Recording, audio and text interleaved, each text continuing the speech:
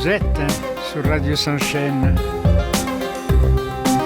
la radio qui donne la parole à celles et ceux qui ne l'ont pas. Chères auditrices, chers auditeurs, aujourd'hui, avec Jean-Luc Ardit à la technique et moi-même au micro, dans cette tisane philo Vincianisme 98-98 pour les Français, nous aimerions vous faire une petite offrande. Une émission radiophonique qui ne soit pas une démonstration, mais une randonnée poétique, une navigation à la fois tendre et lucide dans les eaux parfois troubles de l'existence. Un texte qui ne cherche pas à convaincre, mais à éveiller, à faire sourire sans distraire, à penser sans asséner. Un guide pour les égarés qui ne veulent pas être retrouvés. Voilà une ambition que je trouve délicieusement paradoxale. Alors embarquons. Il faut aimer les gens, oui, mais sans les couver. L'amour n'est pas une couette en plume d'oie sous laquelle on étouffe les âmes. C'est plutôt une fenêtre entr'ouverte, un courant d'air tiède, une présence qui ne s'impose pas. Aimer sans couver, c'est offrir un regard qui ne surveille pas, une main qui ne retient pas, une parole qui ne juge pas. C'est l'art de la proximité sans emprise, de la tendresse sans cage dorée. Et cela demande une forme de sagesse qui ressemble à celle des chats. Être là, mais jamais trop là. Se frotter à l'autre sans lui grimper dessus. Et parfois partir sans bruit, juste parce que le soleil a changé de place. S'éloigner sans ressentiment, voilà une gymnastique intérieure digne des plus grands acrobates de l'âme et de l'esprit. Car l'exposition prolongée à l'ignorance et à la tristesse peut provoquer des fuites cérébrales, oui, comme une toiture mal isolée sous une pluie de novembre. Il ne s'agit pas de mépriser, ni de fuir par orgueil, mais de préserver son feu intérieur. S'éloigner, c'est parfois se sauver. Et il faut apprendre à le faire avec élégance, comme on quitte une soirée un peu trop bruyante en laissant derrière soi une trace de parfum et un mot doux sur la table. Le ressentiment est un bagage trop lourd pour les voyageurs de l'esprit. Il empêche de courir, de danser, de penser léger. La bonté, elle, n'est pas une posture. Elle est un art révolutionnaire, un art de vivre dans la joie même quand le monde semble avoir oublié le mode d'emploi du bonheur. Donner, c'est créer. C'est inventer des liens, des gestes, des instants. C'est dire à l'autre « Je te vois, je te reconnais et je choisis de te faire du bien ». Et cela, dans un monde où l'indifférence est souvent la norme, relève de l'insurrection douce. La bonté n'est pas naïve, elle est lucide et courageuse. Elle sait que tout don est une prise de risque, mais elle le fait quand même. Parce qu'elle préfère la beauté du geste à la sécurité du repli. La tristesse, cette émotion fatale, aime les plans. Elle infiltre dans les interstices de nos projets, elle s'invite sans prévenir, elle s'installe comme une vieille tante un peu envahissante, mais on peut la contrarier. Pas en la niant, ni en la maquillant avec des sourires en plastique, mais en lui opposant la joie comme une force tranquille. La joie n'est pas forcément le contraire de la tristesse. Elle est sa rivale élégante, sa sœur rebelle. Elle dit « Je sais que tu es là, mais j'ai choisi de danser quand même ». Et cette danse, même boiteuse, même maladroite, est une forme de résistance. Devenir des créatrices et des créateurs relationnels, c'est refuser les automatismes. C'est inventer de façons d'être ensemble qui ne soient pas des copies conformes. C'est tisser des liens comme on compose une musique, avec des silences, des dissonances, des improvisations. C'est comprendre que chaque relation est une œuvre unique, un laboratoire affectif, une alchimie fragile. Et cela demande de l'écoute, de la patience et parfois un sens de l'humour très affûté. Car les relations humaines sont souvent des comédies dramatiques. Il vaut mieux savoir rire au bon moment. Les bulles cognitives, elles, sont des prisons dorées. On y pense en rond. On y respire en circuit fermé. Pour les éviter, il faut garder les fenêtres ouvertes de sa maison, corps, esprit. Il faut laisser entrer le vent du doute, le chant des idées étrangères, le parfum des pensées qui dérangent. Le réel est têtu, oui, mais il est aussi vaste. Et pour le rencontrer vraiment, il faut accepter de ne pas toujours avoir raison. Être inclusif, naturellement, c'est le minimum syndical, c'est le point de départ, pas le sommet. C'est reconnaître que l'autre n'est pas un intrus, mais une variation du même mystère.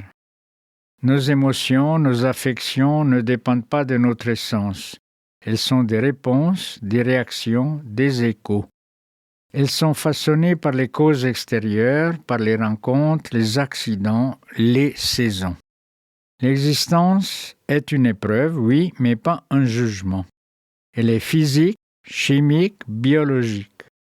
Elle est une expérimentation et cela change tout, car si la vie est un laboratoire, alors nous sommes des chercheuses et des chercheurs. Et l'erreur n'est pas une faute, mais une étape.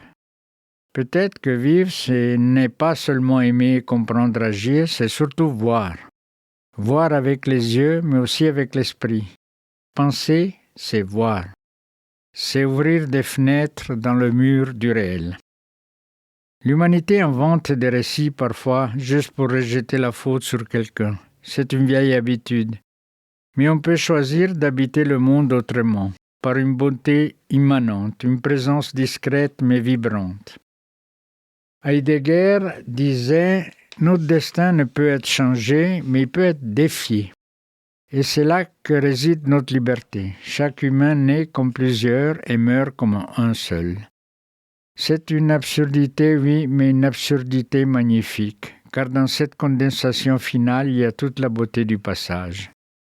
La pensée est une boussole, elle ne donne pas la vérité, mais elle indique une direction. Elle dit par là, peut-être, et cela suffit pour avancer.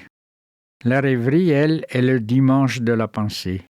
Elle est ce moment suspendu où l'on pense sans penser, où l'on laisse les idées flotter comme des feuilles sur une rivière. La grâce n'est pas un autre monde, elle existe avec la gravité. Elle s'entremêle, elle danse avec elle. Simone Weil l'a dit et elle avait ce génie de voir l'invisible. Alors ce petit bateau voguant à la voile et à la rame, le voici, une petite émission radiophonique qui tangue, avance, elle hésite parfois, mais elle ne coule pas. Ce petit bateau est fait pour les égarés et pour ceux qui désirent le rester. Car se perdre, c'est parfois la meilleure façon de se retrouver. Et si cette émission peut être une boussole, alors qu'elle soit capricieuse, poétique et joyeusement inutile. Je vais même me répéter en enrichissant cette émission radiophonique d'un humour délicat, complice, parfois espiègle, mais toujours au service de la pensée. C'est une façon pour moi d'avoir une conversation avec des amis et des amis qui auraient lu Spinoza, pleuré devant un tableau de Chagall et ri dans les transports publics sans raison apparente. Oui, il faudrait aimer les gens bien sûr, mais pas comme on emballe un bibelot fragile dans du papier bulle. Aimer sans couver, c'est tout un art. C'est comme offrir un parapluie sans insister pour marcher sous la pluie avec eux. C'est être là sans être sur eux. Une présence qui ne colle pas, une tendresse qui respire. Parce que trop d'amour étouffe et pas assez fait tousser. Il faut trouver le juste milieu, celui qui dit « je t'aime mais je te laisse respirer » même si tu fais des choix vestimentaires douteux. S'éloigner sans ressentiment, voilà une discipline olympique. Car l'exposition prolongée à l'ignorance et à la tristesse, c'est comme rester trop longtemps dans une pièce mal ventilée, on finit par manquer d'oxygène intellectuel. Il ne s'agit pas de fuir les gens comme on fuit un buffet de cantine, mais de préserver son feu intérieur. S'éloigner, c'est parfois se sauver sans faire de bruit. Et le ressentiment, c'est comme garder une boîte de sardines périmée dans son sac à dos, ça pèse, ça pue, et ça ne sert à rien. Comme je viens de le dire il y a quelques minutes, la bonté, elle, n'est pas une option. C'est un art révolutionnaire, un art de vivre dans la joie, même quand le monde ressemble à une réunion de copropriété mal animée. Dans un monde où l'indifférence est souvent la norme, la bonté est une forme de punk spirituel. Elle ne crie pas, elle murmure, mais elle dérange quand même, comme une chanson douce dans un ascenseur en panne. La tristesse, cette émotion fataliste, s'infiltre dans nos projets comme un invité surprise qui reste pour le dîner, le petit déjeuner et le week-end entier. Mais on peut la contrarier, pas en lui faisant la morale, mais en lui opposant la joie comme une force tranquille. La joie, c'est cet ami qui arrive sans prévenir avec des fleurs et un gâteau, même quand on n'a rien fêté. Elle ne nie pas la tristesse, elle lui fait un clin d'œil et lui dit « Tu peux rester, mais je vais danser quand même ». Devenir des créatrices et des créateurs relationnels, c'est refuser les relations en kit. C'est inventer des façons d'être ensemble qui ne ressemblent pas à des notices Ikea. C'est tisser des liens comme on compose une chanson avec des silences, des fausses notes et parfois un solo de triangle. C'est comprendre que chaque relation est une œuvre, une expérimentation affective. Et cela demande de l'écoute, de la patience et un sens de l'humour très affûté, parce que les relations humaines sont souvent des comédies dramatiques avec des effets spéciaux involontaires. Les bulles cognitives, comme j'ai déjà dit, elles sont des jacuzzis intellectuels, confortables mais un peu tièdes. Pour les éviter, il faut garder les fenêtres ouvertes de sa maison corps-esprit, laisser entrer le vent du doute, le chant des idées étrangères, le parfum des pensées qui dérangent. Il faudrait accepter de ne pas toujours avoir raison, ce qui pour certains est plus difficile que de renoncer au sucre. Être inclusif, c'est dire tu es différent et c'est précisément pour ça que tu m'intéresses. Et si ça vous semble trop simple, c'est que vous avez probablement un logiciel de jugement trop gourmand en énergie.